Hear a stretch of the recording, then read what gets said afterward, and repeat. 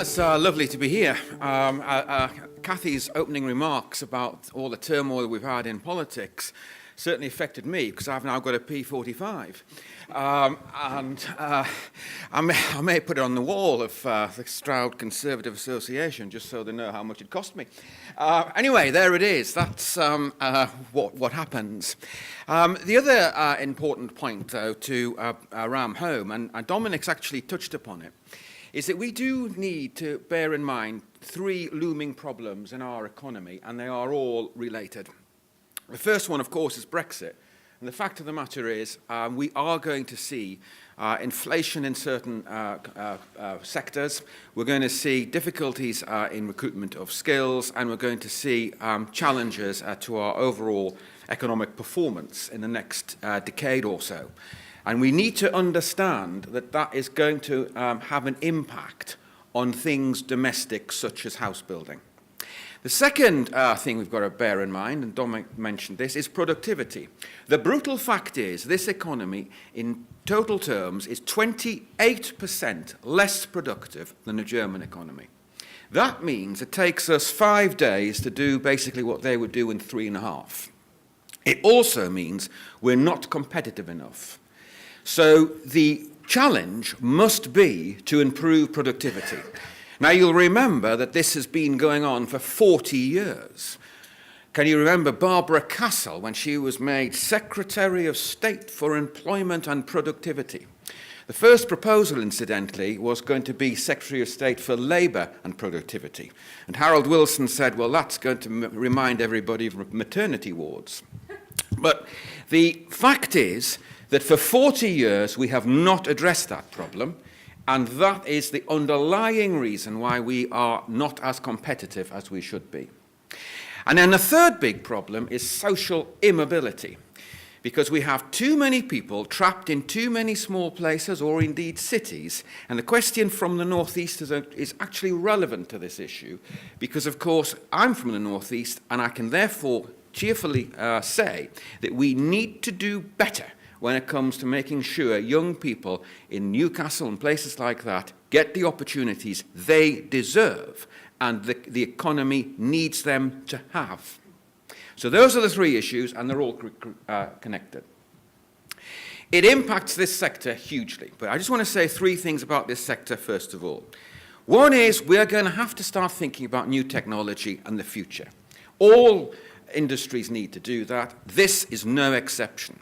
And so, for example, new materials, new composite materials, new ways of building things need to be embraced by the sector so that we can actually meet the target that Harold Macmillan easily met in the 1950s of building 300,000 new houses. So that is both a sharp reminder that things are going to change in terms of technology, but also that it can be done if we actually get on and do it. So the next issue is, of course, what kind of home do we want to be building? Now, this is a big debate, because the thing is, our society is changing. It's an atomized society where too many people are living on their own. It's a society which actually where 80% of us actually live in urban areas. So the discussion about greenfield sites has to be set in the context of where people are actually living and what kind of jobs they've got. And it raises the question of regional disparity. We need to understand that it is not enough just simply to rely on a strong and powerful London radiating out opportunities and so forth. We've got to have in our regions real centres of growth poles in the more traditional sense. And of course, George Clark, the great architect who is interested in small spaces, as you know, on television, but also big spaces, because he's thinking about the modern home and how the home will actually start to reflect all of the artificial intelligence and so forth that we're going to have in the future. So that is another reason why we need to be thinking about skills. So what are we going to do about that? Well, first of all, we all know there are skills shortages in this country. We all know that the sector in this particular case does have skill shortages. I know that from experience in my own constituency. And we all know that those skills shortages apply to other sectors too. As Cathy reminded us, 35,000 more we need each year in this sector. It's 100,000 in engineering. So the tasks are big. So the education system, I think, needs to do 3 or 4 things. First of all, we've got to understand that young people at primary school and secondary school need to be tantalized with the prospect of what kind of jobs they have. They need to know what the work opportunities really are, so that when they make their decisions later, they are doing so on the basis of the kind of things that they expect to be doing in their careers. This requires businesses of all types, and yours especially, to interface with the world of education, so that young people know what a building site is about, so young people know what an architect does, so young people are familiar with all of the utilities that a house actually requires.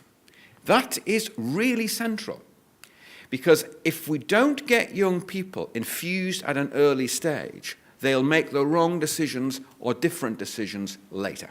That's the first key thing. Second thing is the curriculum. It is essential that we broaden it out a bit so that we do encourage vocational training and skills. Now, in Finland, a young person can effectively go from one to the other without hindrance. They've got a phrase called no dead end, where a young person can make choices just basically at the high school period between academic and vocational. That means that the choices that they make are just a bit more broad and they're a bit more informed. Now, we need to be thinking about the same sort of approach in this country. And whilst we're on the subject of choices, I'd like to see more university technical colleges in the construction sector. And we need to find a way of propelling that so that we do actually see UTCs providing the kind of skills that we need in your sector. Because right now they tend to be more of the traditional engineering types rather than reflecting the interests of the construction sector. And of course, the other big problem we've got is that your sector is really quite fragmented. Fragmented in the sense not just of the number of SMEs you've got, because that's clearly true, and it's good that there are so many, but I'm talking about the fragmentation in the kind of skills that are actually required by the sector. Because if you think about building one house, you're talking about a large number of different skills throughout the construction period, but of course there's the design period as well. That's what I mean by fragmentation. So we've got to find a way of reflecting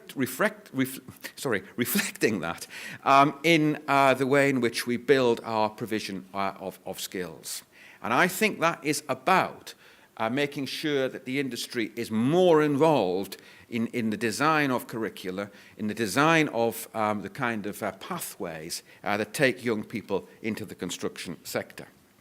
Now, the FE sector is really very good at the construction area, and we all know that because my own constituency, for instance, has an FE college with the traditional skills bases.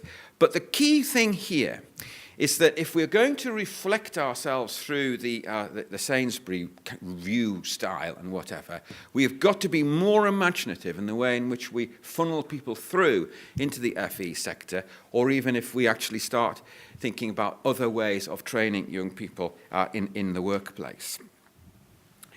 So there are some big challenges, and I think that we need to really do 3 things with some vigour. One is to make sure that we have that interface with the world of work and the world of education. It really does matter. And I know that SMEs, find that difficult. I'm an SME myself because I'm so small, there's only one of me. So I know it's quite difficult to do all of these things. But your organisation is one of them which can really help to enhance that interface. Second, We've got to make sure that our schools and colleges really are thinking about destinations and not just academic measurements. I think the big problem with our education system are league tables which are producing unintended consequences, which are effectively encouraging schools and colleges to game rather than to produce the skills that are actually required for the economy. Which brings me on to the woeful lack of useful and accessible data about the labour market. We just don't have a robust place for people to go to and find out what it is that we actually need. And therefore, we've got to improve that, and I think that that is part and parcel of this issue about the need to get skills going. And then the last thing, are life skills. Now, you may well say, well, what has that got to do with this? But actually a huge amount. Because what we need to see are young people coming out of the education system ready and willing to actually confront and experience and enjoy the world of work. Because too many don't. Too many are actually just simply equipped with all the certificates, but not equipped with the aptitude and interest in the industry or activity that they are supposed to be earning a living from. I can say this with all honesty because I've got 3 teenagers, so I know what's going on. We really do need to think about this life skills stuff. Now, you'll be pleased to know I'm writing a book, and I hope you all buy one, because much of what I've been talking about today features in the book. You don't need to buy it, actually. You probably end up looking on the website. But the thing I want to leave you with is this. If this country does not deal with this skills issue in a rigorous and pacey manner, we will find ourselves really wanting in about a decade or two's time. It is really important. And that's all of us. It's kind of a call to arms. Because if we are daft enough to leave the world's largest single market in terms of value and accessibility, then we really are going to have to pull our own socks up to make sure that we can actually do as well as we possibly can to at least keep up with the rest of them. The challenge is absolutely huge. You know, we are all supposed to be free traders, yet 18 months ago, we actually voted to leave the biggest and the freest market that has ever existed on our planet. That's what we've actually done. And as Dominic was telling you, it's having an impact already. So we have to make sure that we can counter that by making every best use of the people that we've got, because that's the resource that we have and the one that we can hopefully depend on. Thank you very much.